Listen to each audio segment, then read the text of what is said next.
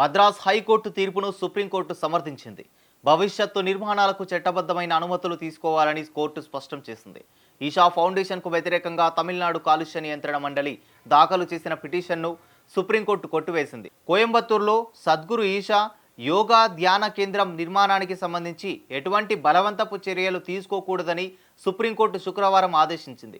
2006-2014 మధ్య కాలంలో కోయంబత్తూరులోని వెల్లియంగిరి కొండలలో పర్యావరణ అనుమతి పొందకుండా నిర్మాణ పనులు చేపట్టినందుకు సద్గురు ఈషా ఫౌండేషన్కు జారీ చేసిన షోకాజ్ నోటీసును రద్దు చేస్తూ మద్రాస్ హైకోర్టు గతంలో ఆదేశాలు ఇచ్చింది.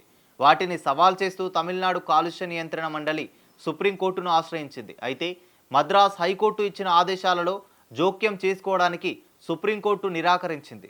జస్టిస్ సూర్యకాంత్, జస్టిస్ ఎన్కే సింగ్లతో కూడిన ధర్మాసనం హైకోర్టు అభిప్రాయాన్ని సమర్థించింది. టీఎన్పీసీబీ సవాలును తోసిపుచ్చింది. గత విచారణలో 2 సంవత్సరాల తర్వాత టీఎన్పీసీబీ ఈ ఉత్తర్వును ఎందుకు సవాలు చేసిందని ధర్మాసనం ప్రశ్నించింది.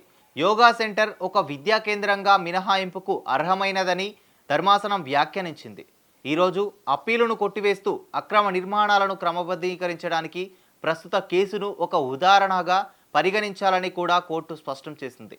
భవిష్యత్తులో చేపట్టే ఏవైనా నిర్మాణాలకు ఈషా ఫౌండేషన్ చట్ట ప్రకారం ముందస్తు అనుమతులు తీసుకోవడం తప్పనిసరి అని ధర్మాసనం స్పష్టం చేసింది.